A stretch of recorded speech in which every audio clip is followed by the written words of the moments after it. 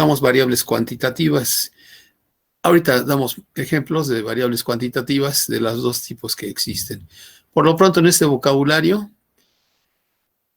teníamos el de población, que es todo el universo, todo el conjunto amplio, donde queremos estudiar la característica, a partir de muestras, a partir de subconjuntos, a partir de colecciones tomadas de esa población, de manera que las muestras sean representativas para que el estudio estadístico tenga un significado, sobre todo matemático, ¿verdad? Faltan 2, tenemos 42 asistentes, son 44 ensayos, a ver, esperemos tantito. Datos, los valores que vamos obteniendo para las variables registradas en cada una de las personas o en cada uno de los objetos, ya sea por observación, por medición, en concentración de colesterol, en cierta comunidad. Bueno, tenemos nuestras unidades para medirlas y vamos registrando con números cuáles son esos valores. Esos son datos asociados a esa población. Los psicólogos, por ejemplo, en sus tests o pruebas de destreza o de habilidades o de aprendizaje que llevan a cabo, se refieren a puntajes, pero los puntajes son datos, ¿verdad? Fulanito de tal obtuvo este puntaje en este test, o sea, el número de puntos. Otros simplemente hablan de mediciones. Obtuvo una medición de tanto. Nosotros hablaremos de datos y en su momento pues, asociaremos, a menos que sea un simple conteo de personas o de vacunas, en su momento asociaremos la unidad con la que se mide, como en el caso de la concentración de colesterol, que es que miligramos por decilitro, cosas por el estilo, ¿no? Escalas de medición, según sea la variable, podemos manejar cierto tipo de escalas con un patrón de medida, ¿verdad? ¿Cómo se hace en física?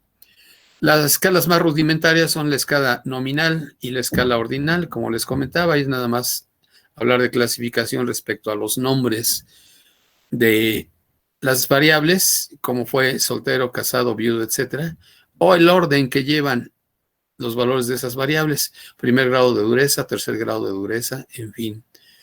Podemos hacer poco ahí con estadística en términos matemáticos, solo se pueden presentar gráficas así como muy llamativas, sectores circulares, las que hacen en Excel usualmente, ¿verdad? Diagramas de barras, algunas otras gráficas ahí. Pero no tiene sentido, por ejemplo, decir el promedio en variable nominal o el promedio en variable ordinal. Sí podríamos decir de toda una población, el promedio de la población en adulta se refiere a, ¿qué será? Solteros todavía, ¿no? Bueno. Después de esas dos escalas de medición, eso todo lo pueden leer en la parte del manual que ya subí a tablón de Classroom. Dice primera parte del problemario del manual o notas de probabilidad, más bien son notas porque tiene bastantes comentarios, son apuntes pues, elaborados por varios miembros de la academia. Ahí lo pueden redondear. Ahorita me toca a mí hablar porque apenas estamos empezando, estamos construyendo el lenguaje básico. Después ya ustedes tendrán tiempo de participar. Bien, a reserva de que vuelvan a leer todo esto ahí en el manual. De todos modos, si hay algún comentario, alguna duda, si creen que menciono algo que está en contra de lo que ustedes sabían o de lo que ustedes manejan, pues me dicen para aclararlo de inmediato, abren su micrófono y me comentan. Estaba con las escalas de medición. Las dos más importantes son las de intervalos y las de razones o proporciones. Las de intervalos para variables cuantitativas, o sea, para variables que registro con números, ¿verdad? Más allá de un orden. Variables cuantitativas, con números reales que responden a una medición. Ahí el asunto es que hay un cero arbitrario, un cero que se dispone, o sea, el origen se dispone en forma arbitraria. Y el ejemplo clásico que se menciona es el de temperaturas, escalas termométricas, que son de alguna manera construidas para medir indirectamente pues, la energía calorífica, el calor, ¿verdad? Tenemos la escala centígrada, por ejemplo, el 0 grados centígrados se ubica para cierto estado físico del agua y el 100 grados centígrados para cierto estado físico del agua también a temperatura y presión, a altitud y presión definidos de antemano. 0 grados centígrados cuando el agua está en punto de congelación, 100 grados centígrados cuando el agua empieza su ebullición, ¿verdad? La escala Fahrenheit no ubica esos mismos puntos de referencia, el 0 y el 100, donde la escala centígrada, el 0 ya tiene un avance, el 0 en Fahrenheit creo que corresponde a 32 grados centígrados, y el 100 grados Fahrenheit corresponde a los 212 grados centígrados, si no me equivoco. Y eso todavía se usa, pues, por ejemplo, en las personas que cocinan, o los chefs, qué sé yo, pues tienen que estar haciendo ahí como que sus conversiones o sus redondeos, si su escala de temperatura está en grados para su horno y los datos que traen las recetas o lo que ellos necesitan está en grados Fahrenheit, ¿eh? Ahí el 0 es arbitrario, sí se puede hacer promedios, sí se puede calcular la medida de dispersión, sí se pueden hacer cierto tipo de operaciones, pero uno no puede decir cosas como la que voy a mencionar.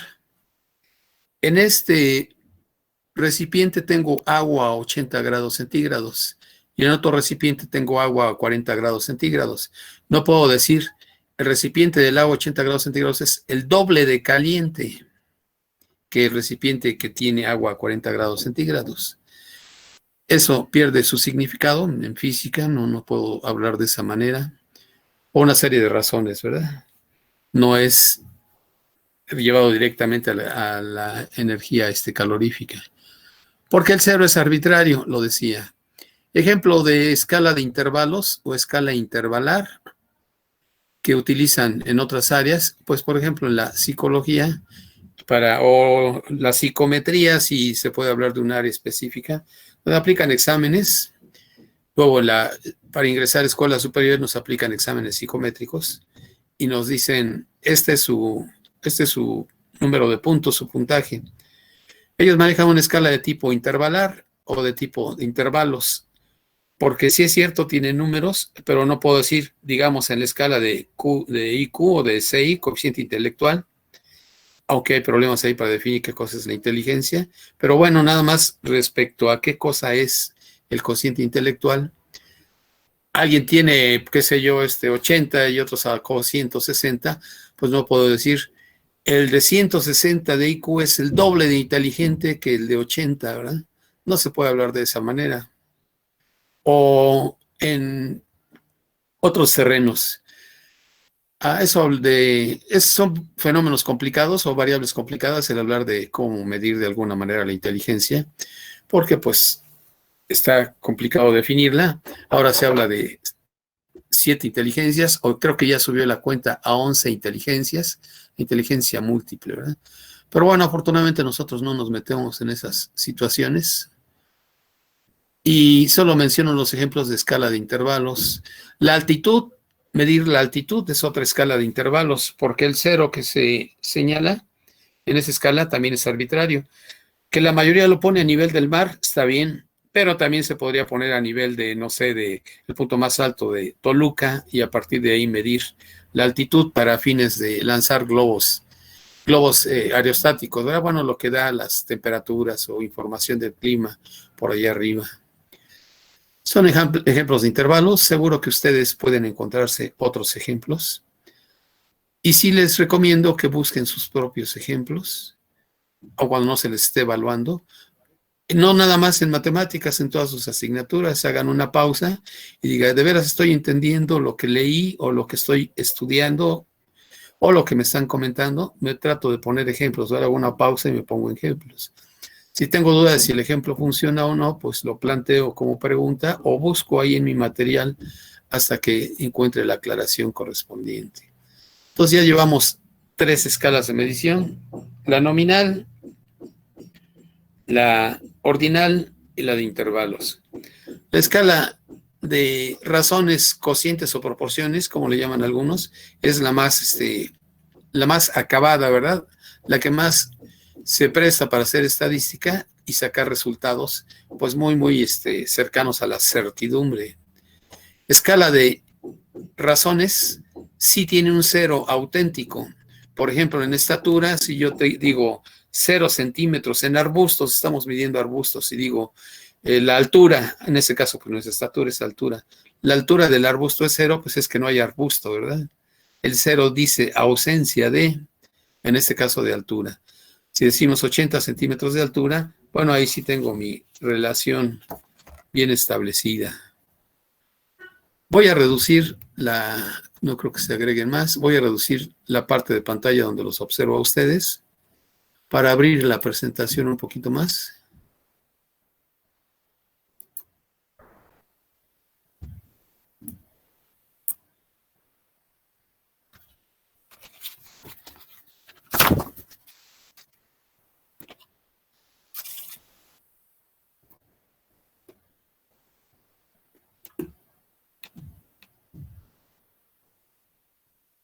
Bien, estaba con escala de intervalos, perdón, escala de razones, proporciones o cocientes. Ahí sí puedo decir, un arbusto que mide 80 centímetros tiene el doble de altura que un arbusto que mide 40 centímetros.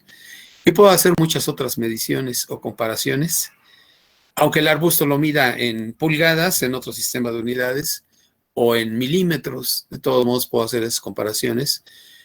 Puedo calcular prácticamente todos los promedios habidos y por haber, las medidas de tendencia central, todas las medidas de dispersión, y hay muchísimas distribuciones de probabilidad y pruebas estadísticas para este tipo de escalas de medición. Es la más acabada, es la que se prefiere para los investigadores, cuando menos en el área, ¿verdad? Que no sea de sociales o humanísticas, en fin. Ejemplos de escalas de intervalos, perdón, de razones o proporciones, pues ya decía yo, las longitudes, ¿verdad? Medir longitudes asociadas a estaturas, asociadas a otro tipo de cosas. El peso de los materiales, o la masa, ¿verdad? El peso y la masa están relacionados, ustedes lo saben de física, ya sea que lo mida en gramos o en newtons respecto al peso, gramos fuerza, o la masa en gramos en libras. Siempre tengo ahí un cero que marca la ausencia de la variable que estoy observando. No se tiene esa variable cuando alguien me dice, aquí hay un cero como dato, ¿verdad? Infinidad de ejemplos de escala de intervalos para variables cuantitativas. Y les decía, seguro ustedes pueden darse sus ejemplos. Yo les podría plantear una pregunta que no voy a contestar ahorita. La escala de pH, ¿dentro de qué se encuentra? De una escala de intervalos, de una escala ordinal, de una escala de razones o de una escala nominal, por mencionar una, ¿verdad? Esto lo abundaremos en el material, en las notas. Espero que lo lean a la brevedad posible. Si por ahí hay alguna persona que ya se había inscrito en Classroom y ya no está en la lista de integrantes, es porque lo retiré para que se registre, como comenté, apellido paterno, materno nombre, o primer apellido, segundo apellido y nombre. Ya está aprobado, cuando menos en la Ciudad de México, que la gente pueda cambiar el orden de sus apellidos.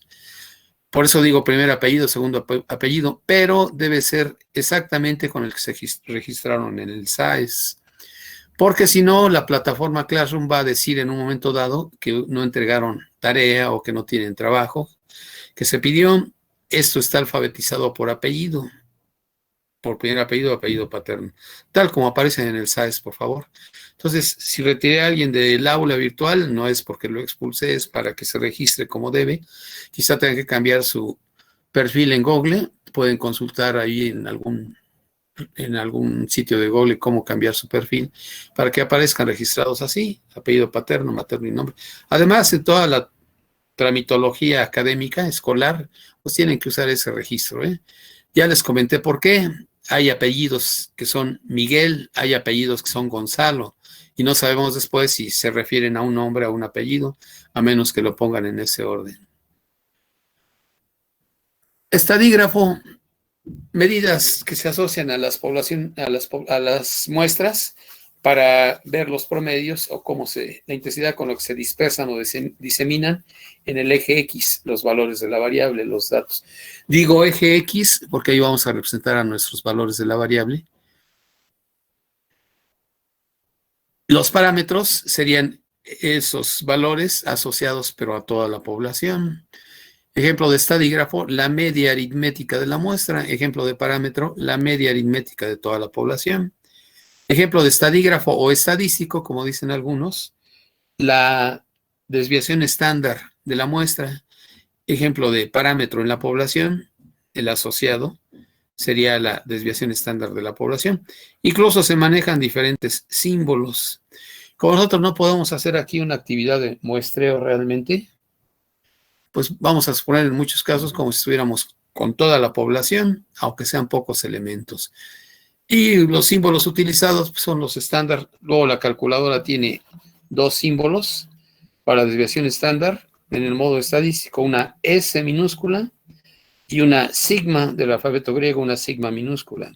Otros solo traen la S minúscula y aclaran si es para subíndice n-1, subíndice n, tamaño de la muestra n-1 o tamaño de la muestra n. Cuando dicen n es toda la población. Pero bueno, eso para quien use el modo estadístico posteriormente. Nosotros vamos a establecer aquí un símbolo para la desviación estándar en su momento y para tanto de la muestra como de la población. ¿Alguna pregunta respecto a lo que he mencionado en este cuadro, en esta sinopsis del lenguaje básico de la estadística? Hay otros términos, pero pues ahorita no puedo mencionar todos y cada uno de ellos.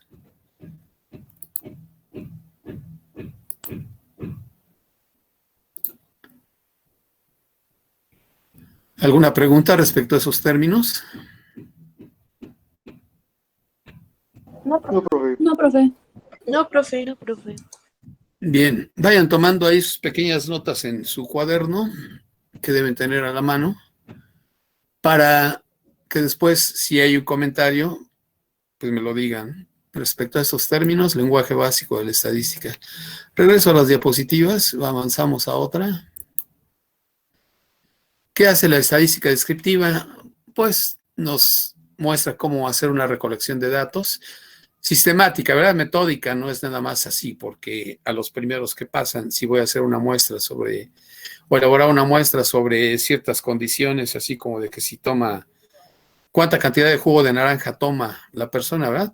Recibiendo la respuesta posible de 0, no, yo no tomo jugo de naranja, o algunas otras cosas por ahí. Quizá no lo mide en litros, lo mido en vasos, porque la gente va a contestar respecto a vasos. Pero bueno, no se los preguntaría a los primeros que pasen. Debo haber tomado una muestra o haber decidido un procedimiento para recolectar esos datos para cierta finalidad, ¿verdad? Después, en estadística descriptiva, organizo los datos. Lo primero que debo hacer es ordenarlos en magnitud, de menor a mayor. ¿Por qué de menor a mayor? Aunque puedo hacerlo al revés. Pues porque así leemos el eje horizontal, ¿verdad?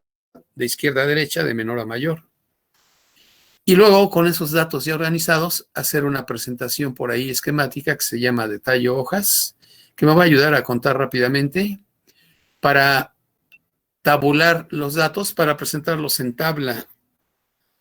Una tabla o una tabulación de los datos que me vaya permitiendo agregar columnas para que al ir haciendo los cálculos tenga ahí resumida la información y no tener que volver a la masa de datos que recabé la primera vez. Entonces, presentación tabular de datos, tablas de datos. Como le hacían a veces en cálculo diferencial, su tabla de datos era la representación de la función que estaban estudiando, como la de f de x igual a x cuadrado. Ahí podían poner los valores de la variable x y los valores de la variable y. Aquí no vamos a poner la variable y, vamos a poner las frecuencias. ¿Qué es frecuencia? Frecuencia es el número de veces que aparece cada dato en la muestra correspondiente.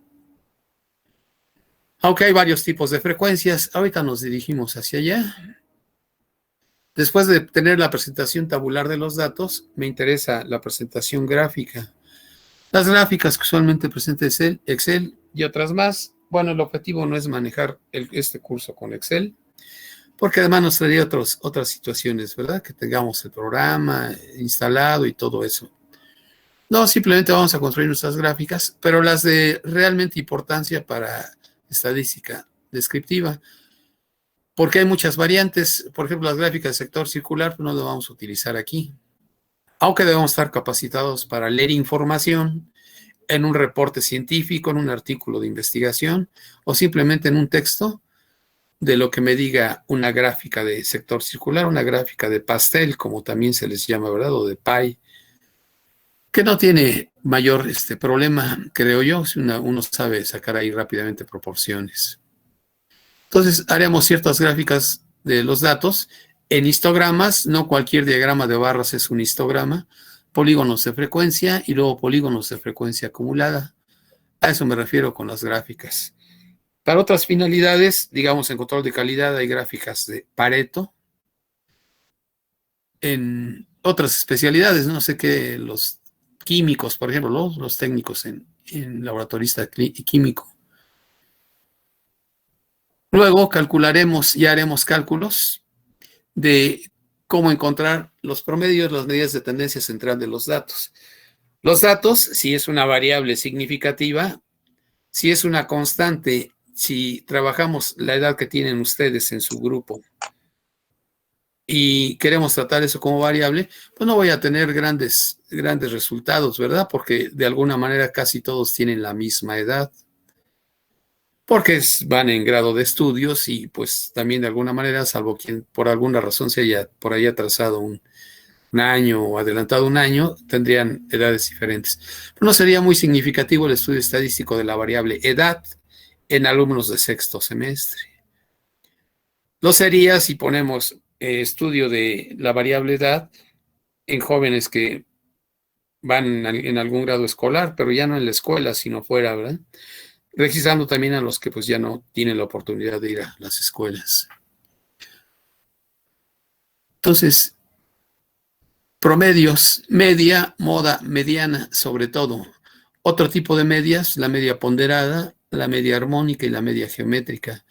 ¿Qué aparece ahí en su manual? Cada una de ellas. Cuando digo al manual me refiero al problemario, la parte del problemario que subí al tablón y que todo el mundo puede consultar.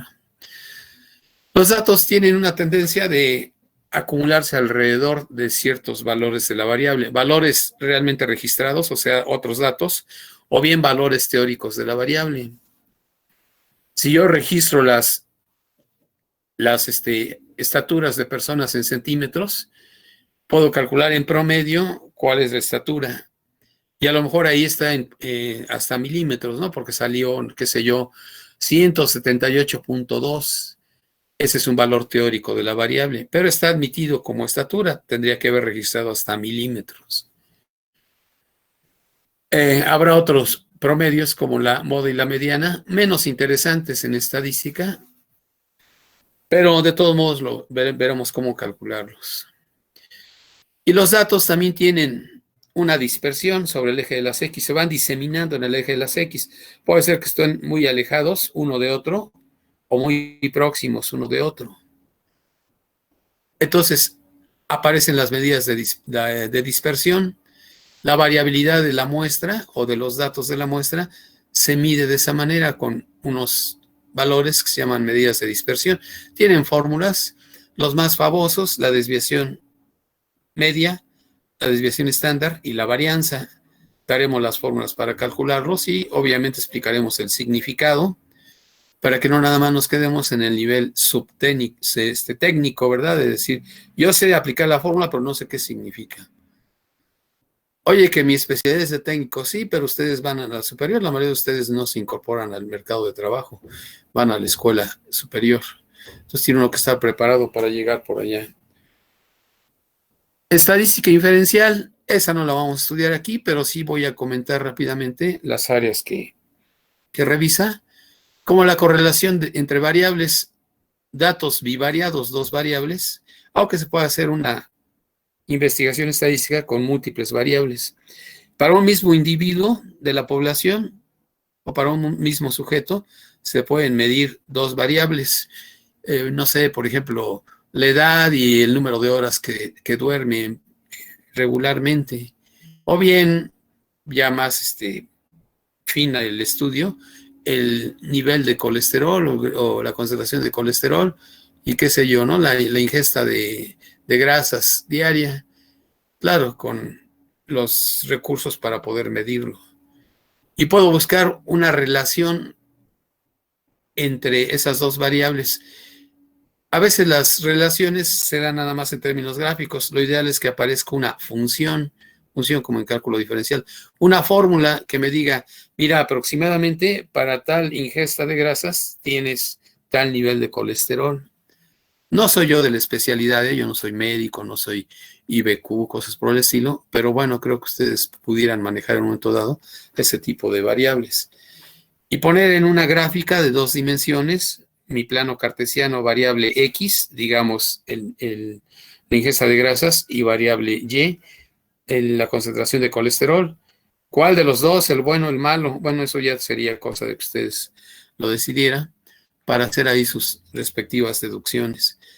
La expresión que obtenga, si es que obtengo una, no sé, pudiera ser de tipo lineal y estaría regida por una línea recta con cierto grado de incertidumbre, ¿verdad? Se habla de la bondad de ajuste y eso se mide mediante probabilidad. Correlación entre variables. Puedo correlacionar dos variables si es que de veras hay correlación.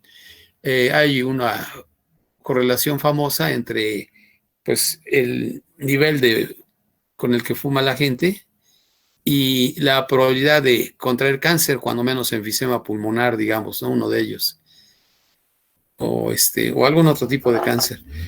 Y tenemos respuestas como las siguientes en la población. Eso no es cierto, mi abuelito tenía 96 años y siempre fumó y no murió de cáncer. No, la correlación estadística no dice que sea relación causa-efecto. Dice que entre más fumen las personas, más aumenta el riesgo o la probabilidad de contraer cáncer. Eso es cuando se habla desde el lado de, pues si no la ignorancia, sí del lado del desconocimiento, ¿verdad? De qué hace en realidad la estadística. Esa correlación tiene cierto, se llama coeficiente, cierto coeficiente de correlación. No es de 1, si fuera de 1, pues sería certeza absoluta. Si fumas más allá de cierto grado, seguro que tendrás cáncer, ¿no? A veces no nada más en el pulmón, garganta, en fin. No, eso es una situación de aproximación, pero entre mejor se haga el estudio, pues mejor se aproxima, ¿verdad? El grado de incertidumbre disminuye para dar ese tipo de conclusiones. Hay una correlación básica que sería con la estatura y el peso, y se utiliza, ¿verdad?, para cuestiones de promoción de la salud y esas cosas. Si usted mide más o menos tanto en este rango de edades, su cintura no debe pasar de tanto. Ustedes yo creo que lo saben. Y pues no sé, de ahí quizá tenga una relación directa con el índice de masa corporal y qué sé yo. Bueno, entonces correlación de variables se trata de estudiar cuando menos dos variables en el mismo individuo, como SD, estatura, peso, y tratar de situar esos puntos en una gráfica de 2 dimensiones, abscisa ordenada para cada punto, y buscar una correlación. ¿Qué tipo de función? Lineal, cuadrática, exponencial, se ajustaría para describir lo que ocurre en la mayor parte de esos datos. No es la descripción exacta, es un modelo estadístico, tiene su grado de incertidumbre y se mide en términos de probabilidad. Análisis de regresión es precisamente eso, andar a la búsqueda, hay un método especial, mínimos cuadrados, andar a la búsqueda de lo que pasa con los datos respecto a que se rijan por una función como en cálculo diferencial, una X y una Y, una variable independiente y una variable dependiente. En otras disciplinas lo utilizan también, por supuesto. Física utiliza análisis de regresión, química, en fin, todas esas disciplinas. Muchos de los estudios que se hacen en epidemiología, en farmacología, son análisis de regresión. Basta leer una revista científica, no revista de divulgación. Revistas de divulgación son el Cómo Ves, el publicación que luego aparece en los puestos de periódicos, que edita Universum de la UNAM. La revista, muy interesante, no es una revista de divulgación científica. Presenta luego cosas de tipo científico, pero pues es una revista más inclinada a la parte sensacionalista, que si las sirenas, que si los ovnis, etcétera. No hay que tener cuidado. No, me refiero a revistas de investigación, las que dan los colegios o las academias de bioquímica, las academias incluso nacionales, ¿no?, de cardiología, qué sé yo. Ahí se publican artículos arbitrados, regidos por un jurado, y regularmente son revistas indexadas, se están en el índice de revistas científicas. Y ahí hay bastantes estudios de tipo estadístico. Algo interesante que yo pedía en en términos de tiempos normales, educación en aula real, pues era que los alumnos buscaran en un artículo científico de su área cómo estaban usando la estadística. Lo buscaran en hemerotecas, en internet incluso, pero que fuera artículo científico. Y luego traían cualquier artículo que presentaba un diagrama de barras. No, eso no es un artículo, no es estar usando estadística inferencial. Incluso los políticos usan sus diagramas de barras para mostrarnos ciertas cosas, de cómo según ellos ha mejorado la situación de la población o qué sé yo. Pero pues no están usando realmente estadística, están usando lo que pues en cuarto de primaria empiezan a ver los niños, ¿verdad? Los diagramas de barras e interpretarlos. No, cuando me refiero a estadística me voy más allá, lo que ya presenta números índice, medianas, modas, desviación estándar, etcétera. Entonces, en análisis de regresión aparecen funciones que regulan la correlación entre variables. Y puede ser incluso un análisis de regresión para obtener una función muy utilizada en el área de la salud, que se llama función logística, que tiene que ver con exponenciales, donde, por cierto, pues ya no se aplican las proporciones, ¿verdad? Continúo comentando los aspectos que analiza la estadística inferencial, entre muchos otros. La estimación de parámetros puede ser puntual o por intervalos. Me explico. La media de muchas muestras que yo obtuve, las diferentes medias de muchas muestras de la misma población, me dicen que andan entre 5.8, 5.7, etcétera. Me atrevo a decir que en promedio ese es el comportamiento en toda la población. Me estaré yendo del estadígrafo al parámetro. Puedo dar una estimación puntual, decir exactamente este valor.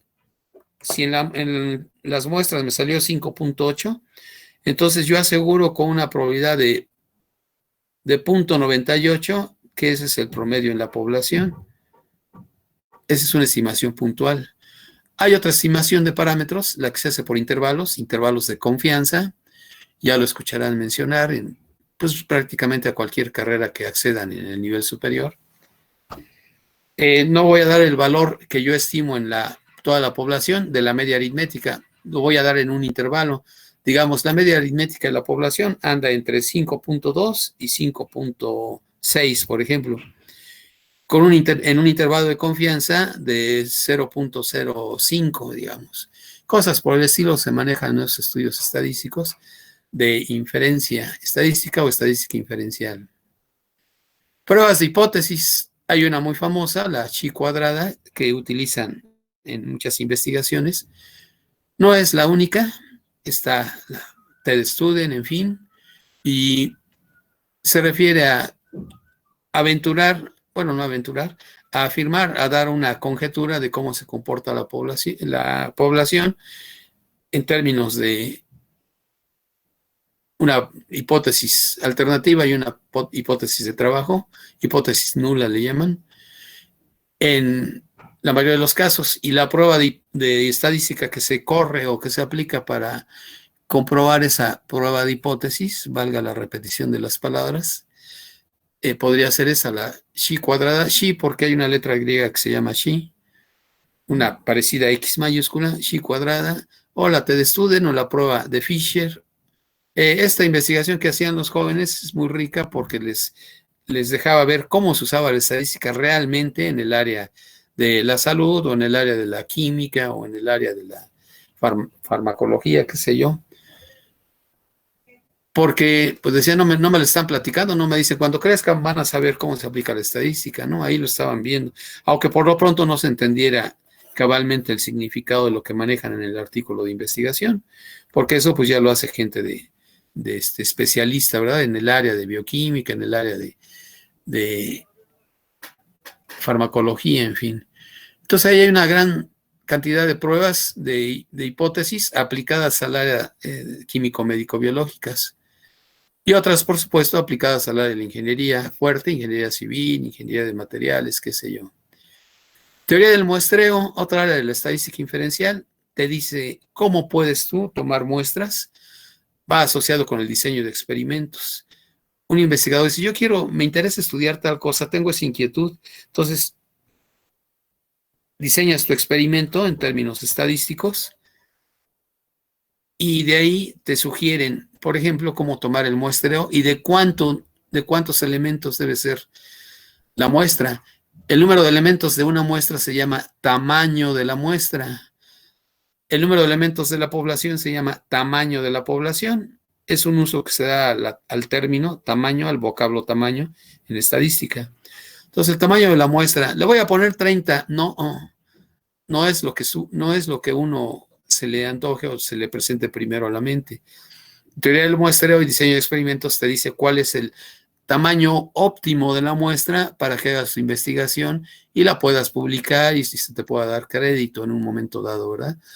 Si no la publicas, nada más es para ti, bueno, para que tus afirmaciones sobre la población tengan el mayor grado de certidumbre, el mayor grado de confianza.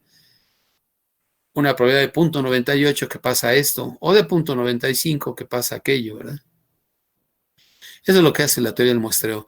Yo he tenido preguntas de alumnos de ecología apenas en su primer semestre de especialidad, o sea, en tercer semestre, que me dicen, dice el maestro X que nos diga de qué tamaño es la muestra, porque vamos a hacer un estudio. Pues a ver, pregúntale a tu maestro de qué es lo que quiere con investigación, porque no es nada más así. Se me ocurren 30, o se acostumbra el 3%, o se acostumbra el 10% de la población, ¿no? Y se utiliza una serie de métodos, a veces están sintetizados en fórmulas, pero aún tomar el tamaño de la muestra tiene sus problemas, no es así de inmediato. Bueno, es un panorama de lo que cubre la estadística inferencial. Eso se le podría ver solo en un segundo semestre de estadística, cuando menos en el CSIC. Hay otro asunto, las distribuciones de probabilidad, que sí están en nuestro programa, pero no las alcanzamos a ver, es la última unidad. Distribución normal, distribución de Poisson, distribución hipergeométrica, en fin, para ver exactamente cuál es la forma de la distribución de las variables. En términos gráficos estoy hablando la forma de la distribución. Aquí en la siguiente diapositiva, antes de entrar a ya datos, resumimos lo que pasa con las variables. Tenemos variables cualitativas o categóricas, que pueden ser las que responden nada más a clasificación por etiquetas. En un hospital, nivel de gravedad de este paciente, pues leve o ligero, nivel medio, nivel severo, nivel que ya necesita intervención quirúrgica, qué sé yo, ¿verdad? Sería una variable categórica o cualitativa nominal. Solo lo estás clasificando respecto a ligero, severo, en fin. Las ordinales, tú das un orden allí, incluso podrías ordenar en el caso anterior, como para dar prioridad, ¿verdad? Las camas están destinadas nada más a los pacientes que tienen el tercer grado o el cuarto grado de intensidad en su enfermedad o en su afección correspondiente, ¿verdad? ¿Cómo pasa ahora con los asuntos estos de COVID? Que pues ya nada más dan cama cuando el grado o la intensidad de los síntomas ya es muy fuerte o cosas por el estilo, ¿verdad? De otra manera, pues váyase a casa porque pues, no hay camas suficientes y la gente no entiende y entonces pues ese es el problema. El problema no es que se contagie, sino que no hay camas suficientes para tratarlo. Ustedes si están al corriente de las noticias, digo, debe esperarse porque ustedes están en esta especialidad de enfermería. Saben que hubo incluso escasez o hay escasez de oxígeno, entra ahí los maleantes a traficar con el oxígeno, a robárselo, todos esos problemas cuando uno no está preparado, ¿verdad? Y la estadística te ayuda a prepararte para ciertos casos. Oye, se avecina que vamos a tener otra vez semáforo rojo, pues vamos a ver cómo está la dotación de oxígeno, las compañías, las empresas, ¿están preparadas? Pues no hicieron eso, ¿verdad? Y no lo hicieron porque se dedican a otras cosas, no porque no puedan hacerlo. Se dedican más a otros intereses. Hablo de los que dirigen el sector salud, de los políticos fuera del sector salud. Variables cuantitativas o numéricas, que son las de nuestro interés. También de interés de los antropólogos, el interés de los otras profesiones, ¿verdad? Discretas son las variables cuyos datos no admiten cualquier grado de subdivisión. Me explico. Queremos investigar el número de hermanos que tienen las personas de cierta edad en cierta colonia, ¿verdad? Entonces ya tomamos nuestra muestra o tomamos nuestra metodología para preguntar. A la salida de la estación del metro fulana de tal, les vamos a preguntar a las personas que evitan contestarnos, ¿verdad? Luego algunas se niegan. ¿Cuántos hermanos tiene? Entonces, pues ya nos dirán su registro admitido desde cero, ¿verdad? No, yo no tuve o no tengo hermanos, 1, 2, 3, etcétera, ¿verdad? Si estoy en un medio así un poquito como alejado de la ciudad, medio rural, a lo mejor la respuesta sería hasta 12, ¿verdad? En ese rango de 0 a 12, familias muy numerosas. Para cierto estudio, pues necesito saber el número de hermanos. Estoy con una variable discreta porque nadie me va a decir tengo 3.8 hermanos o 4.2. Me lo registran en números enteros. Y otros ejemplos, les invito a que cada quien piense su ejemplo de variable discreta para que no necesariamente sea número de personas, ¿verdad? Con cierta característica, para que puedan redondear la diferencia entre variable numérica discreta o variable cuantitativa continua. Variables continuas, la continuidad de los números reales, estudiada en cálculo diferencial, hablaban de funciones continuas, pues más o menos me indica a qué se refiere este asunto de las variables continuas. Admiten teóricamente cualquier grado de subdivisión. Si yo mido ya lo había dicho, en las alturas de ciertos arbustos en biología para ciertos fines, los mido en centímetros, porque hasta ahí tiene como interés o mi instrumento de medición me permite irse hasta centímetros. Pero nada me impide medirlas en milímetros con simple conversión, ¿verdad? O traer una escala de medición que venga registrada en milímetros. Para otros fines, a lo mejor necesito ya en términos de bichos, de bacterias, de microbios, medir en micras la longitud si son parecidas a, qué sé yo, a círculos, el diámetro, ¿verdad? Micras, y eso ustedes lo manejan en laboratorios. Bueno, teóricamente admite cualquier grado de subdivisión. El peso o la masa de los cuerpos, esto se midió en gramos, sí, pero también pudieras medirlo en decigramos, en centigramos, en miligramos, cambiando de balanza o cambiando en general del instrumento de medición. Entonces, continuas, admite cualquier grado de subdivisión. Cuando se usa la variable tiempo, no hay un cero absoluto, pero de todos modos uno fija cuál es el cero para empezar a contar ahí, ¿verdad? En segundos, en décimas de segundo, en minutos, en fin, lo que necesito para registros de esos datos. Ya que tengo mi variable clasificada y mi nivel de medición, que era nominal, ordinal, de intervalos o de razones, pues veré qué tipo de muestra tomar. Las no aleatorias no me convienen. Aleatorio, lo que depende del azar, lo fortuito, lo contingente, lo que lleva incertidumbre, ¿verdad? Me interesan las muestras de tipo aleatorio o probabilísticas, muestras aleatorias o estocásticas. Estocástico es sinónimo de aleatorio, apúntenla por ahí, estocástico o estocástica. Tipos de muestras probabilísticas. Lo más accesible para tomar una muestra probabilística, pues es llevar a cabo un sorteo, ¿verdad? Que quiero estudiar cierta variable entre los alumnos del CECIT 6 y no quiero tomar toda la población porque me es incómodo, porque no está a mi alcance, pues voy a tomar una muestra. Por ahí me sugieren que tome 40 estudiantes, pero no lo voy a hacer con los que tengo al lado, ¿verdad? Mis compañeros, o con 40 que conozca, ¿verdad? Por alguna razón, que estuvieron conmigo en otros semestres. No, voy a tomar por sorteo a 40 elementos. Oye, pero no los puedo ver, no puedo hablar con ellos. No, lo puedes hacer a través de los números de boleta, ¿verdad? Rifas y extraes 40 numeritos de ese tipo, o bien pones en una urna omitiendo los primeros números que se refieren al año de ingreso, 2020 o 2021, pones en una urna y seleccionas por número de boleta 40 individuos. Lo importante es que cada uno de esos candidatos que tú depositaste en la urna, me refiero a los números de boleta, o alguna otra numeración que tú pongas más cómoda, tenga la misma posibilidad de ser incluido en esa muestra que cualquier otro elemento de esa población, que no existan preferencias, pues a eso se refiere el que sea un muestreo aleatorio o muestreo probabilístico. Un sorteo, se llaman tómbolas, ¿verdad? Te puede permitir hacer eso. O un modelo de urnas, depositas esferas en una caja negra que tenga el orificio para extraer esferas.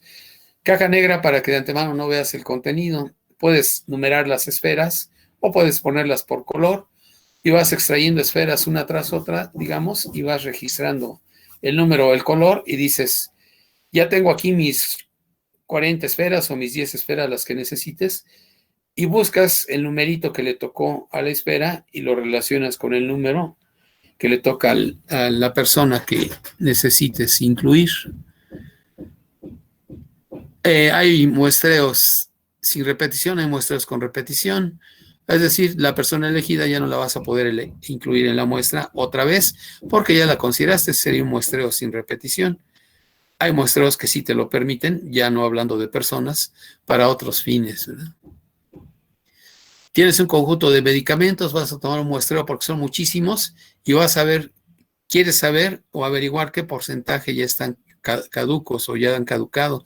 Puedes tener que tomar una muestra, pero una muestra aleatoria, ¿verdad? Para no estar ahí caja por caja o píldora por píldora. Para ciertos fines ya tú tienes una muestra y dices, en esta muestra el 10% estaba caducado, vamos a ver ya con un estudio estadístico si eso lo puedo llevar a la población. El 10% de todos los medicamentos en la población ya ha cumplido su rango de caducidad. Pero lo importante es que tomes una muestra aleatoria. Las muestras no aleatorias son por conveniencia, las clasifican también, muestreo por, ¿cómo le llaman? Bola de nieve y cosas por el nombres muy chistosos que toman ahí. ¿Quiénes lo hacen en ocasiones? Pues, por ejemplo, en la administración, en los administradores de empresas. Uno puede mandar a su gente de todas las empresas, a todos sus empleados, pues tienen que tomar una muestra, a veces muy a modo, y también tienen ahí sus clasificaciones. No nos metemos en esas clasificaciones porque no es de nuestra área. Tipos de muestreo aleatorio simple, ya lo mencioné, que cada individuo, cada sujeto tenga la misma posibilidad de quedar incluido en la muestra que cualquier otro individuo o sujeto de la población. O objeto, ¿verdad? Porque no necesariamente son personas. Muestreo sistemático. También es un tipo de muestreo probabilístico, pero de toda tu población, tú dices, voy a elegir a 100 personas o a 70 personas, el número que decidas. Si me quedo con 70 personas, de toda mi población, que por supuesto debe tener más de 70 personas, yo voy a enumerarlas del 1 al, si fueran 200, del 1 al 200, y voy a tomar de los primeros, de los primeros 10, al azar voy a tomar un número, y a partir de ese número voy contando de 10 en 10 hasta completar mi muestra de 70. Ese es un muestreo sistemático.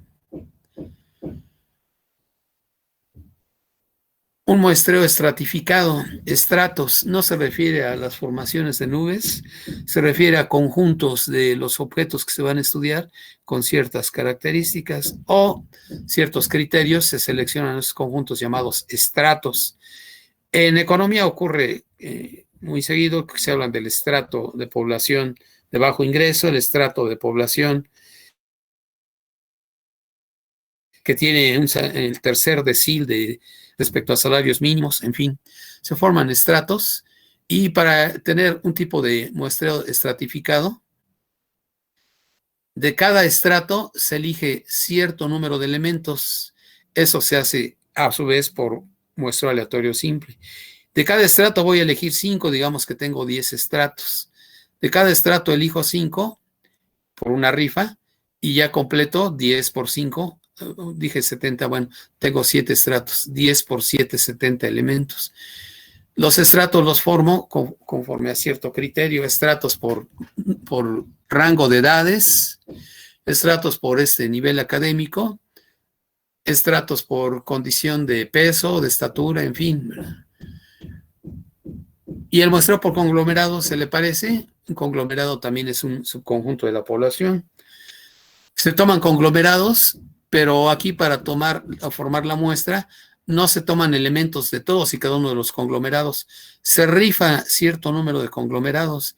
Se dice, tengo 10 conglomerados, voy a extraer 5 al azar y de ahí tomaré 10 elementos de esos conglomerados o me llevo todos los elementos de esos conglomerados para tener mi muestra completa.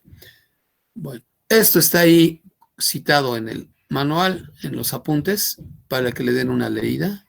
Y debemos tener idea, ¿verdad?, de cuándo se trata de una aleatoria, de un muestreo sistemático, de un muestreo por conglomerados. Porque no siempre vamos a tener texto, a lo mejor nos mandan artículos de investigación, o voy a una conferencia y pues me van a evaluar lo que yo capture de esa conferencia. Por ahí el investigador menciona que en un estudio estadístico se tomó una muestra estratificada. Yo debo tener idea de a qué se refiere, ¿verdad? Una muestra estratificada de tantos elementos, los estratos se construyeron de esta manera. Y este fue el proceso que llevó a tomar, no sé, 20 elementos en la muestra.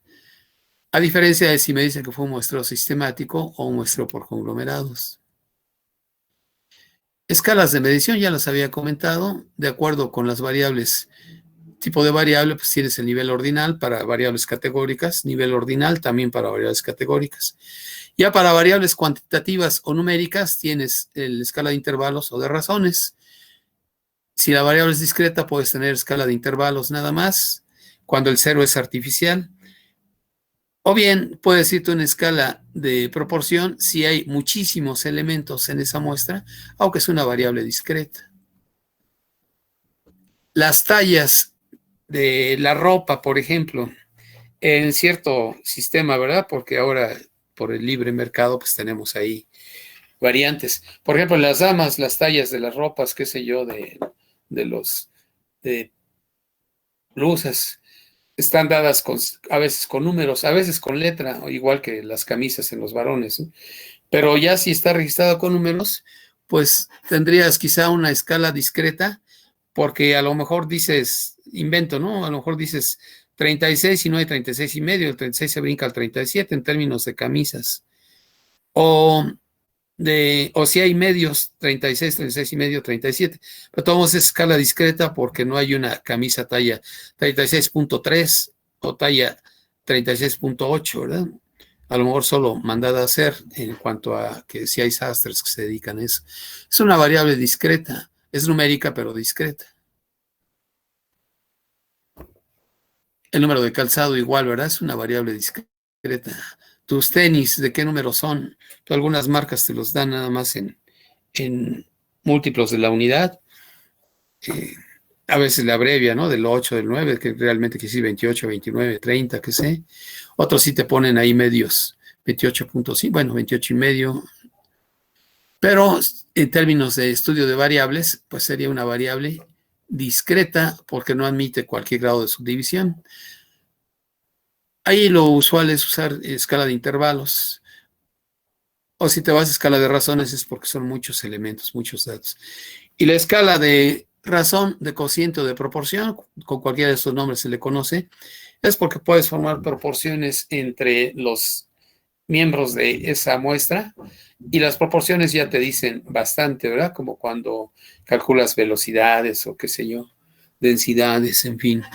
El cero sí marca la ausencia de la variable, cosa que no ocurre con las escalas de intervalos. Esa es una gran diferencia. Entonces conviene que cada quien se ponga su ejemplo de variable nominal, variable ordinal, variable discreta, variable continua, un tipo de muestra no aleatoria, un tipo de muestra probabilística, que trate de pensar o imaginar cómo sería un muestreo sistemático, un estratificado y un por conglomerados para estudiar cierto tipo de datos. Y luego se decida por su escala de medición. El más fino, la escala más acabada, la vamos a decir casi perfecta, es la escala de medición por razones o cocientes o proporciones. Si el 0 es real, marca la ausencia de la variable, ¿verdad? Si tienes esa situación, pero el 0 es artificial, pues tendrías una escala de intervalos. La escala absoluta de temperatura, grados Kelvin, esa no es una escala de intervalos, es una escala de razón, porque ahí el 0 grados temperatura absoluta, que por cierto es un valor teórico, tratar de llegar al 0 grados es tener materia sin vibración de ninguna manera, ¿verdad? Es decir, no hay temperatura, 0. No hay energía para asociar temperatura. Bueno, por eso digo, es un punto teórico. Pero tienes tus fórmulas de conversión de la escala absoluta a la escala centígrado, a la escala Fahrenheit, a la Rankine, en fin. Y ustedes saben que en leyes de la química, digamos, me acuerdo de una ley de los gases, alguna ley de los gases, no funciona si usas la temperatura medida en grados centígrados. Tienes que usar la medida en grados, temperatura absoluta en grados Kelvin. Y no funciona porque en las otras escalas el 0 es artificial, en grados de temperatura absoluta sí es real. Está asociado con su, bueno, si no su especialidad de materias que ya han llevado aquí. ¿Algún comentario, señoritas o jóvenes, respecto a lo que hemos comentado? Parece muy amplio, hay que darle una leída. Vayan ustedes marcando lo que les parezca importante de ahí de las notas.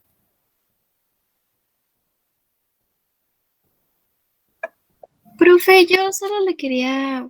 Adelante, Díaz Cruz. Si podía repetirme los tipos de gráficas que nos dijo al principio. Es que no alcancé a entender. Sí, se las menciono rápido. De todo modo lo vamos a hacer con la serie de datos que tenemos adelante. Si no, ahora lo vamos a completar. Vamos a desarrollar un ejercicio con todo lo que he comentado respecto a gráficas y mediciones. Gráficas que vamos a utilizar, histogramas de frecuencia absoluta y de frecuencia relativa. Polígonos de frecuencia absoluta y polígonos de frecuencia relativa. Gráficas de frecuencia acumulada y de frecuencia acumulada relativa. Esas son las que vamos a manejar. Ahorita vemos a qué se refiere eso de frecuencia acumulada, de frecuencia relativa, en fin. No cualquier gráfica nos va a ser de utilidad para nuestros fines, ¿verdad? Del curso. Para otros fines, pues sí hay gráficas de otro tipo y muy útiles. ¿Le aclaro la duda o le contesto la pregunta? Sí, profe, muchas gracias. Muy bien. Ahora vamos a tener cuidado porque les comentaba hace rato, no cualquier diagrama de barras es un histograma. Vamos a ver los criterios para poder llamarle histograma. ¿Algún otro comentario? ¿Alguna otra duda? Bueno, regreso a las diapositivas.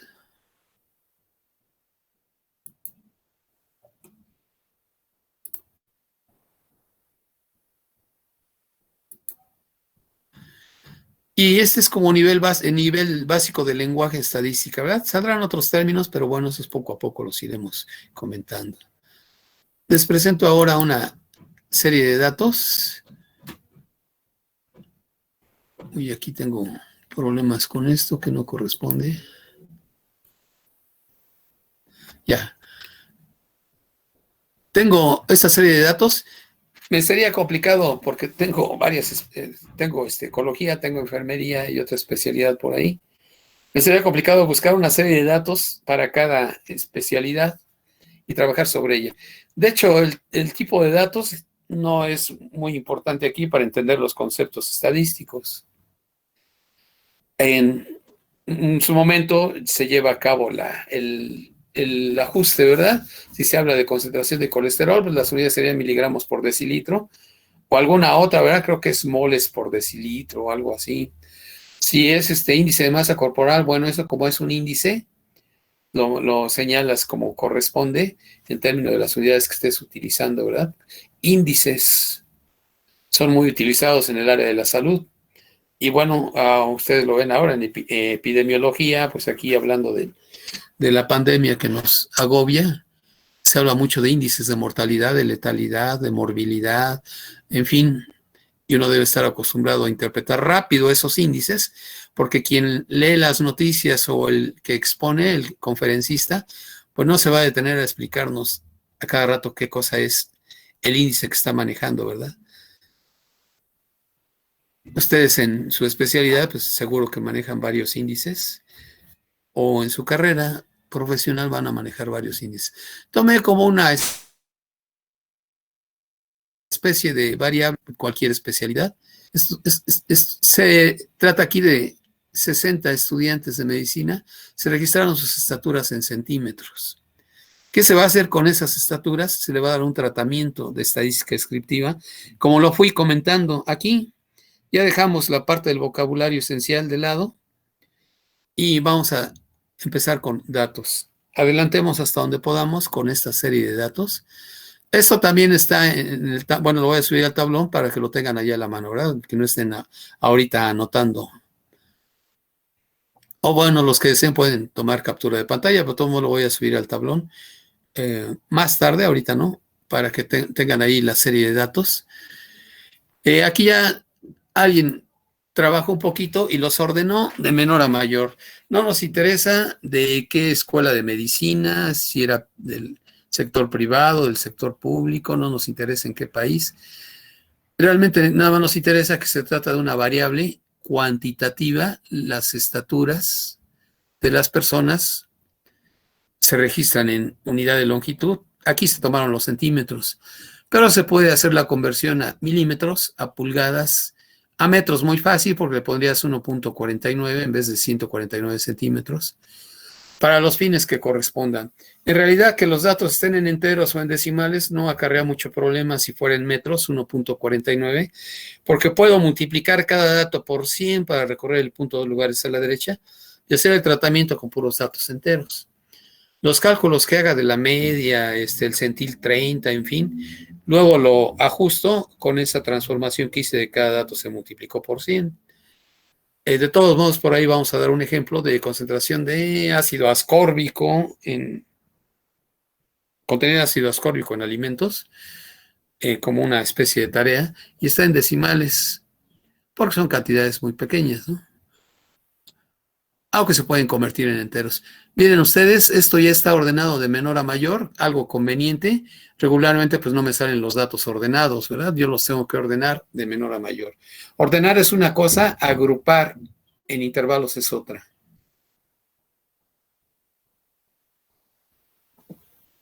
Son 60, un número incómodo en la muestra, 60, pero también hay que aprender a trabajar con ello.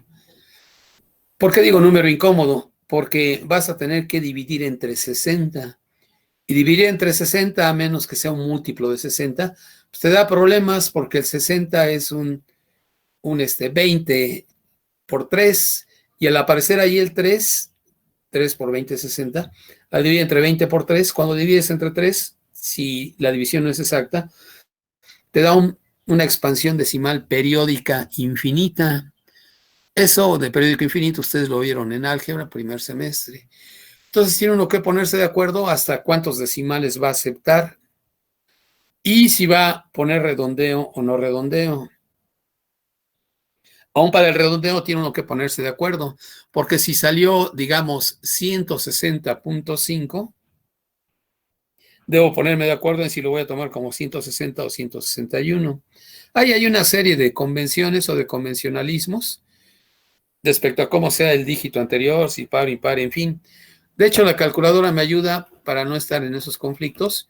Tiene una funcionalidad que se llama fix, modo fix. Fix significa fijar decimales de antemano. Solo que habría que buscar en la calculadora y registramos los datos con ese fix. Si pongo fix, como son estaturas, pues hasta milímetros quizás estaría bien. Si pongo fix en 3 y 1, 4, o sea, 3 enteros y un decimal, 4, me va a dar 4 posiciones decimales y la misma calculadora me lo va redondeando. Aparte de que tiene su tecla de redondeo ahí en el tablero, dice RND, no confundir con RAN, RAN es otra cosa. Mi tecla RND me dice redondeo y yo de antemano tengo que decir hasta cuántas cifras. Pero bueno, no vamos a redondear nosotros, vamos a dejar la división entre 60 indicada para aprender a trabajar con estos datos, ¿vale? Para otros fines ya podríamos incluir decimales y en lugar de un sesentavo decir voy a registrar hasta 4 decimales. Y obviamente la suma de ciertas cosas no me va a dar exactamente la unidad o no me va a dar exactamente algún valor, pero es por causa del redondeo, ¿verdad? Entonces tenemos esta serie de datos. 149 es el dato menor.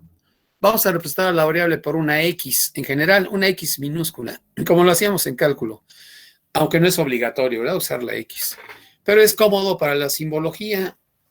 También la simbología hay que acordarla, hay que convenirla, o ya está convenida, aunque a nosotros no nos hayan pedido opinión, porque pues esto es muy antiguo la estadística. Si consultas a toda la población, estás haciendo un censo. Y hay censos en la historia de la humanidad desde muy remotos, ¿verdad? Desde Egipto se hacían censos, el Egipto antiguo. Aquí en la República se acaba de hacer un censo en el 2020, cuyos resultados pues apenas se han publicado por ahí. Y lo hizo el INEGI, la institución gubernamental que corresponde.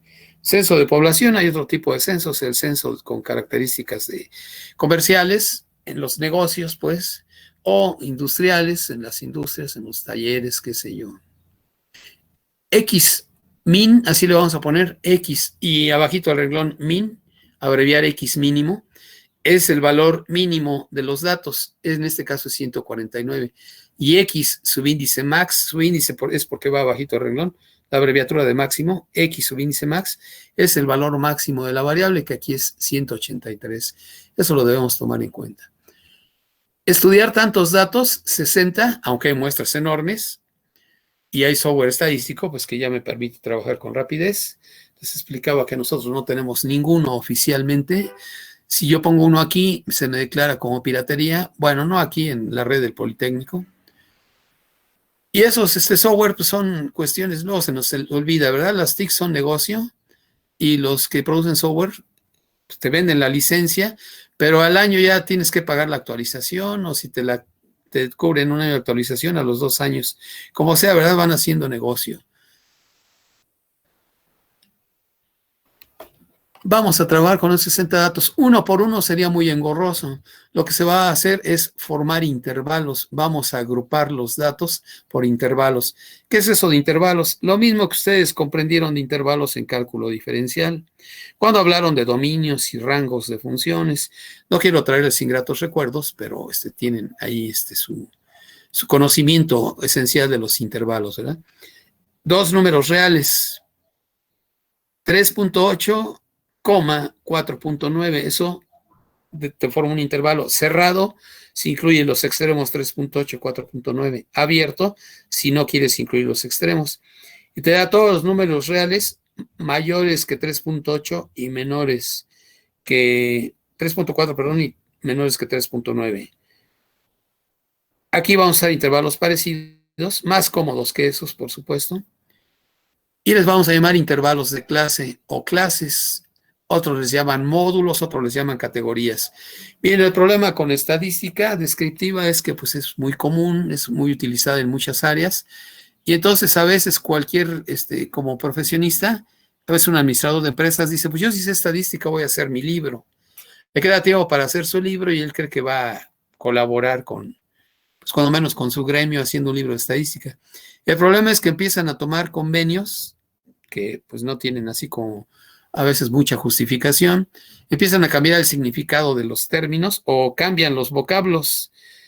Eso se ve mucho cuando hay libros traducidos del inglés al español por colombianos, por ejemplo, tienen sus regionalismos. Aquí decimos percentiles y ellos le ponen porcentiles. Suena algo porcino, ¿no? Cosas por el estilo. En fin, por eso tenemos también que dar aquí nuestros criterios para decir, este es el término que vamos a usar. Entonces vamos a agrupar en intervalos de clase o más brevemente en clases a los datos, de manera que quepan los 60 y que no sean ni muchos intervalos ni pocos intervalos. Si tomo 40 intervalos, pues casi da lo mismo que tenga yo los 60 datos sueltos. Si tomo 3 intervalos, voy a perder muchísima información, porque lo que quiero hacer es que un representante de cada intervalo me informe cómo se desempeña la distribución de datos en términos de tendencia central, en términos de dispersión. Entonces vamos a tomar cierto número de intervalos. Ahorita vamos a fijar algunos criterios para decir como cuántos intervalos necesitamos. Y también voy a tener que contar cuántos datos entran en cada intervalo, en cada categoría, en cada clase o en cada módulo. Una técnica para contarlos es formar un diagrama, no es gráfica, es un diagrama. Gráfica lo decimos ya en matemáticas cuando tienes un eje X y un eje Y, cuando menos, ¿verdad? Hay gráficas en 3 dimensiones también. Luego uno revisa un anuario del Seguro Social, por ejemplo, si está a la mano, porque pues no es del dominio público. Y en esos anuarios del Seguro Social, respecto al hospital correspondiente, la raza, qué sé yo, o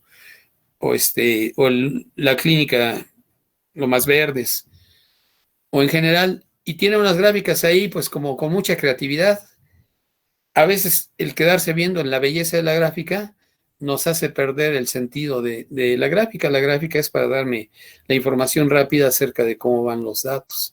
Pero bueno, se vale porque pues, es una publicación y hay que justificar ahí gastos y todo.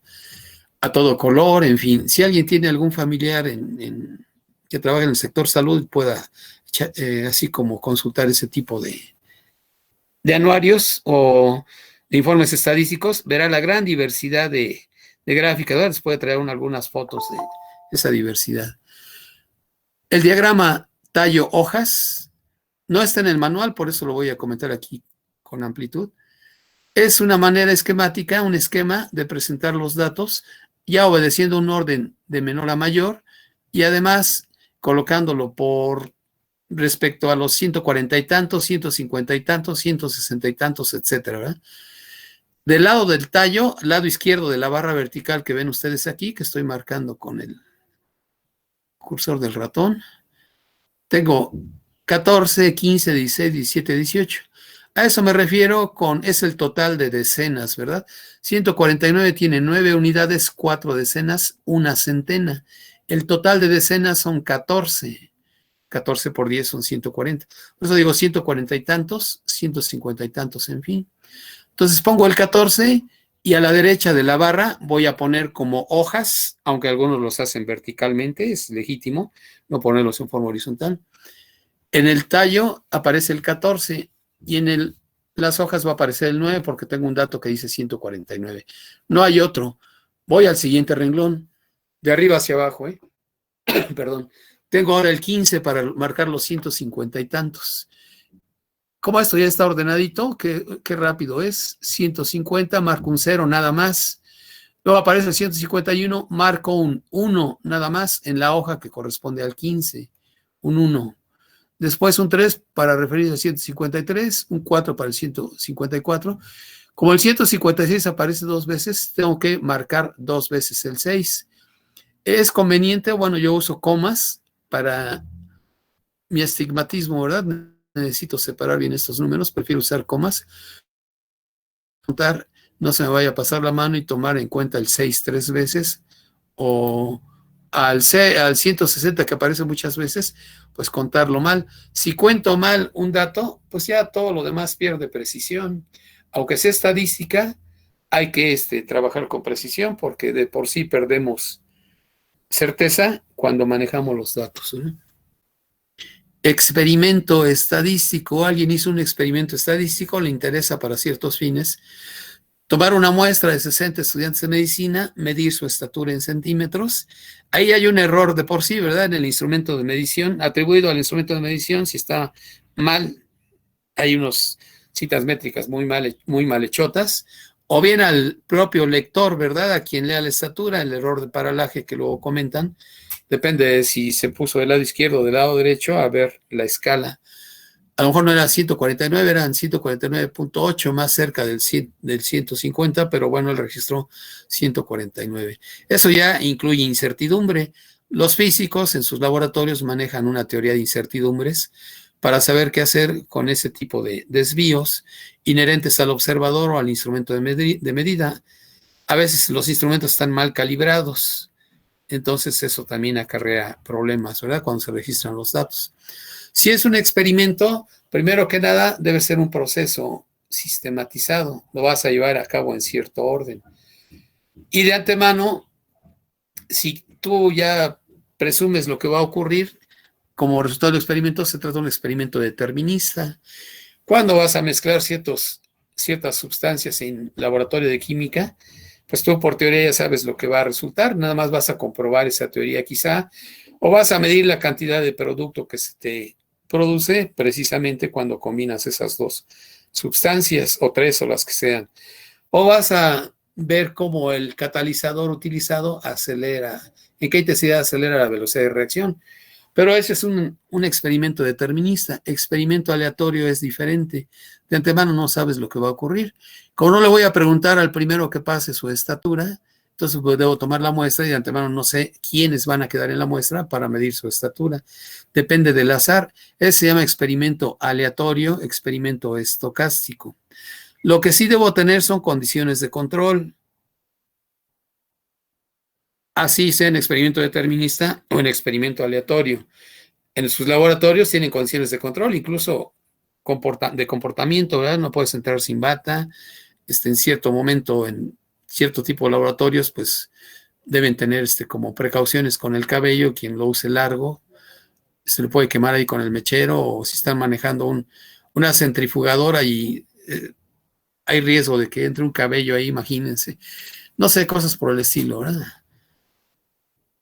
Condiciones de control. ¿Y qué otra cosa le podemos atribuir a un experimento? Un requisito indispensable. Bueno, pues que ya de antemano sepa yo qué es lo que voy a observar, qué voy a contar o qué voy a medir. No esté improvisando ahí por el momento, ¿verdad? Por otro lado, debo tener ya mi patrón de medida, mi escala. No me voy a decir, a ver, lo que encuentres para medir. No, yo encontré una regla no graduada, pues ni modo que mida con regla no graduada en centímetros.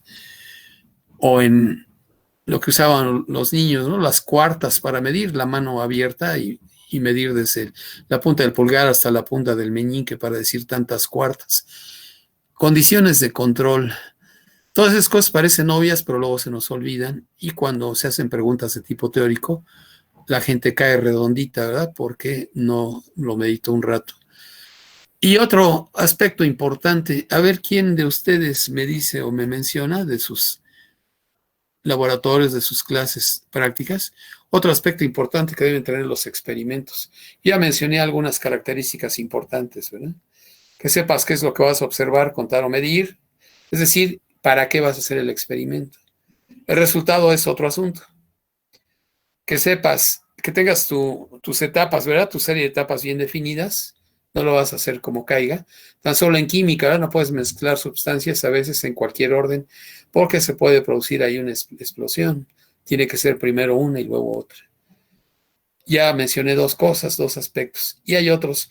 A ver, alguna de ustedes que me comente otros aspectos de qué considero como experimento.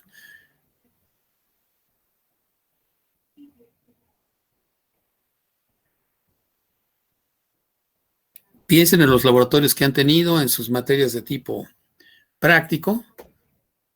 Pues ahí han hablado en general de experimentos. Algún aspecto que comenten que yo no mencioné, lo que debe tener un experimento, para llamarle tal cosa experimento, ¿verdad? En el sentido ya estricto.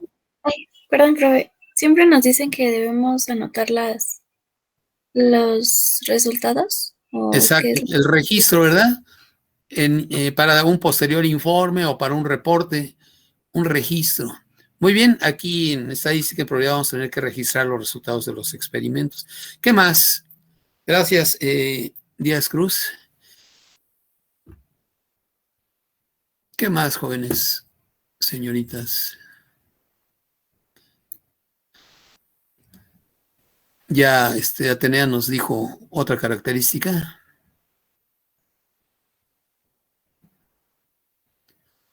Son 41, 40 no contándome, 40 presentes, debe haber bastantes ideas, ¿no? A menos que solo sean sus fotografías las que estoy viendo.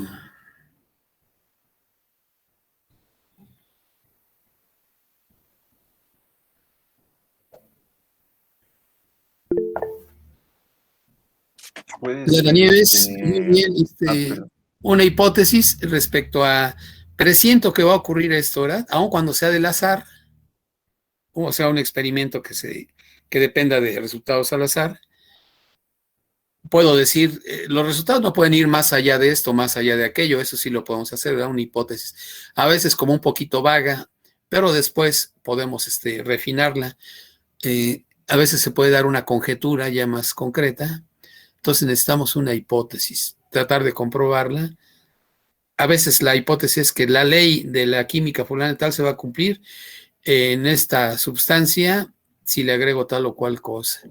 Otro detalle, muy bien, otro Pues, aspecto.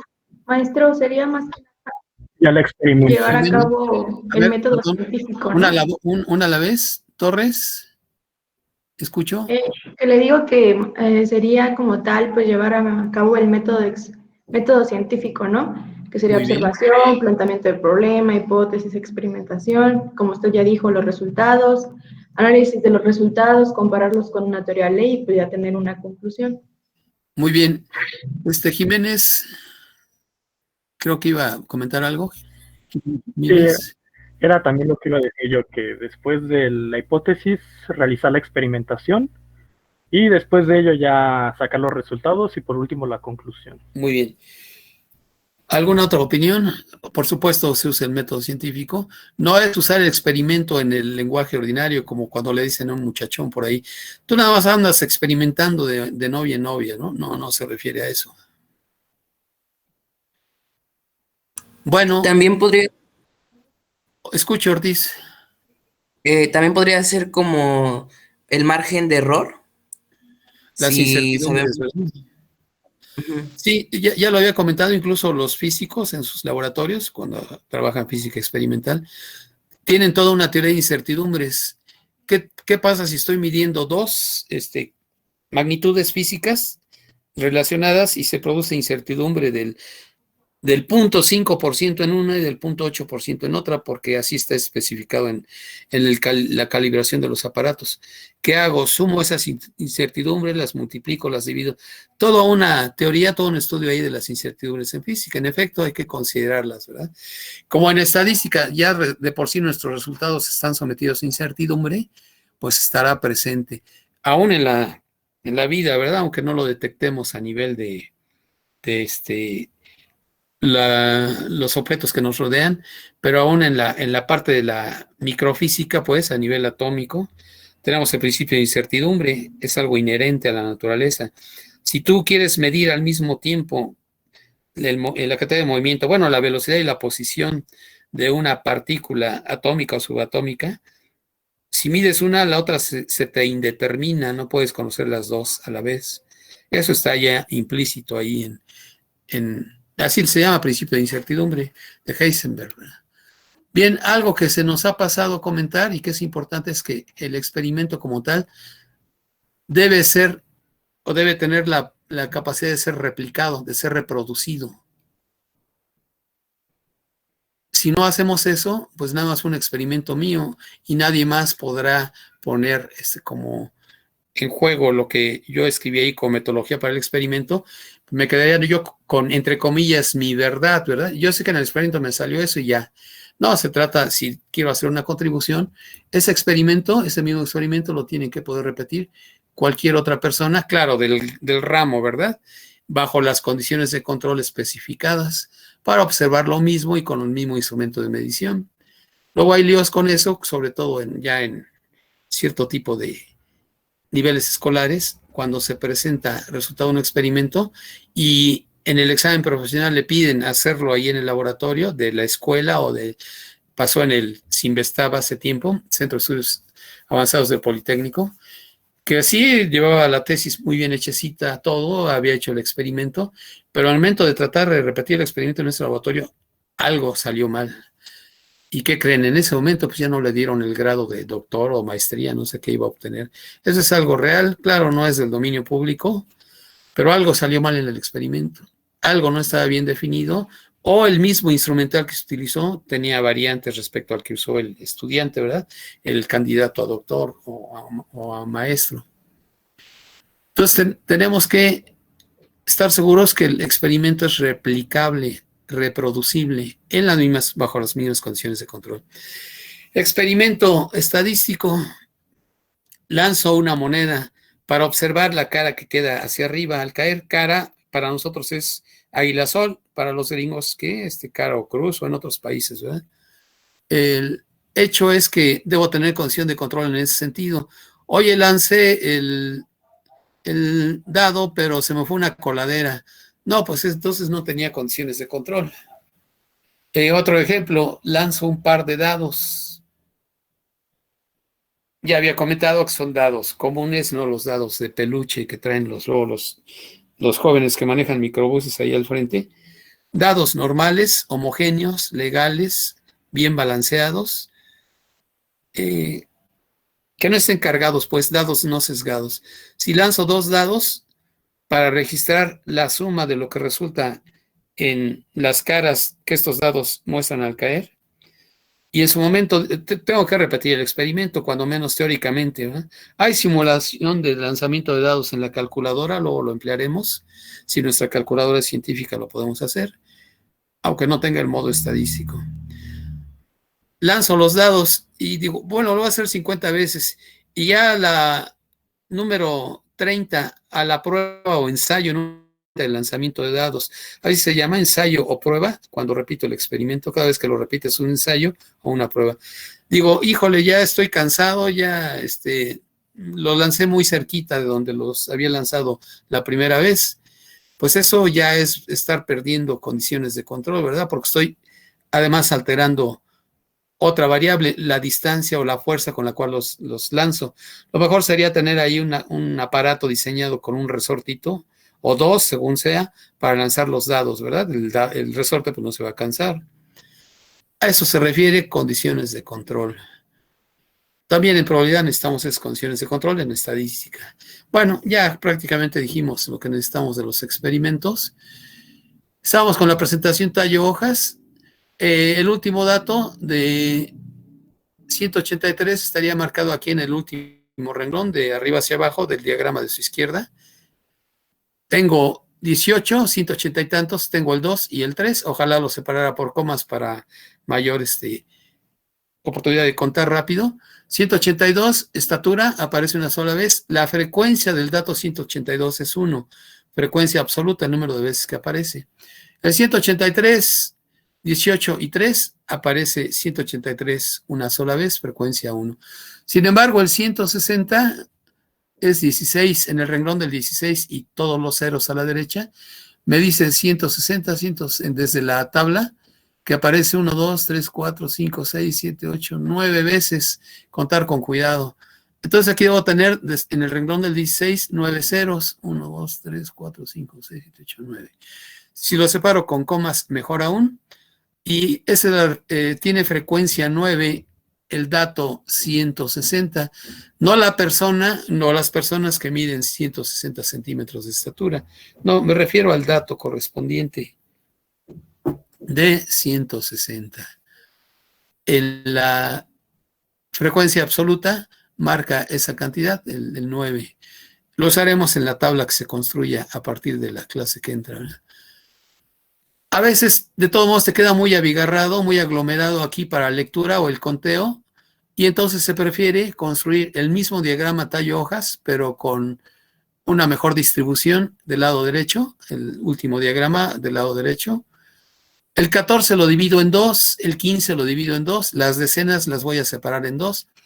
El primer 14 sería para los que están por abajo de 145. Como ven, no aparece ninguna estatura menor de 145, entonces se escribe nada más 14. No le pongo 14 y 0, porque si pongo 14 y un 0 a la derecha, sería estatura 140. Baja quizá, pero estatura 140. No la registro ahí, porque si no ya no tendría 60 datos, tendría 61 datos. Nada más el 14. Ahí no me fue muy útil separar en 2, pero de todos modos lo separo en 2. Abajo el 14 y nada más el 9 a la derecha, 149 centímetros. Para el 15 hay 2 renglones, ahí sí se utilizan los dos. La de arriba hacia abajo, el primer 15 es para los 150 y tantos, que va de 150 a 154. 150 una vez, 151 centímetros una vez, 153 centímetros una vez, 154. Y más cómodo para mí leer después los 150 y tantos, que va de 155 en adelante. Bueno, aquí tendría 156 dos veces y el 159.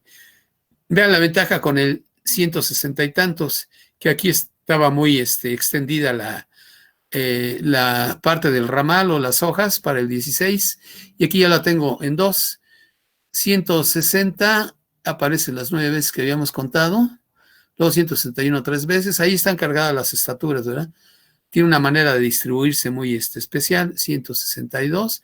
Luego dice que tiende a distribuirse en forma de campana de Gauss, en forma de distribución de Gauss o gráfica acampanada. Eso ocurre con las medidas antropológicas, o sea, seres humanos, y en otros objetos. Entonces aquí tengo mi distribución y ya puedo contar más fácil cuántas veces apareció el 160.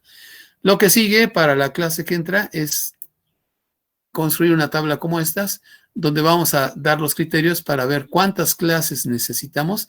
Me refiero a intervalos. ¿Cuántos intervalos de clase necesitamos? ¿Por qué presentarlos de esta manera? ¿Qué cosas son las marcas de clase? Hay diferentes tipos de frecuencia, la absoluta, la relativa, la frecuencia acumulada y la frecuencia acumulada relativa. Para posteriormente tener forma de construir las gráficas correspondientes. Aquí no están las gráficas. Puedo subir esta parte al ratito ahí al tablón para que puedan pues ver este pequeño resumen del lenguaje básico de la estadística y leer en su material, redondear cuando menos hasta donde hemos comentado. Datos no agrupados aparecen en el manual, pero con el tiempo tan recortado que tenemos, en clases normales se lleva a cabo el estudio de todo esto en datos no agrupados y se repite con datos agrupados. Ahí en el manual se puede ver el estudio con datos no agrupados. Nosotros lo vamos a omitir por esas razones que les he comentado, ¿no? Nos han convertido semestres en trimestres. Y bueno, en su caso, pues ustedes se van de campo clínico. Estamos por confirmar cuánto tiempo van a estar, hasta cuánto tiempo van a estar en sesiones normales. Entonces, esta queda pendiente para la clase que entra. Y entonces estuvimos redondeando al final qué es eso de experimento. Y estuvimos contemplando esta serie de datos ya ordenada de menor a mayor para hacer una presentación del diagrama tallo-hojas. Les voy a pedir, por favor, si les es cómodo, si no, al rato estará en el tablón, que esta serie de datos que tengo aquí, le tomen impresión de pantalla o ahí lo guarden en su celular o al rato lo consulten en el tablón, más bien ya en la tarde, para que puedan ustedes empezar a trabajar con estos datos. ¿Qué le van a hacer? Primero ordenar de menor a mayor y luego van a poner su diagrama tallo-hojas como les corresponda. ¿De qué son estos datos? Corresponden a calificaciones en cierta asignatura, ¿verdad? En cierto colegio, que es algo así como muy universal, para no estarlos peleando con las variables de cierto tipo o de cierta especialidad. Y pues la más alta no llegó a 100. Entonces, para registrar en el tallo, tendrán que poner nada más las decenas, 3 decenas, 5 decenas, en fin. Y en las hojas, pues del 0 al 9, ¿verdad? Vean ustedes la conveniencia de distribuir en 2 cada uno de las decenas, ¿verdad? Del 30 al 34 y del 35 al 39. Queda ahí, pues, para que puedan ustedes trabajar. Lo voy a subir al tablón y empiecen así como para ordenar de menor a mayor y construir diagrama tallo-hojas. Voy a regresar a donde están con posibilidades de tomar la lista, la asistencia.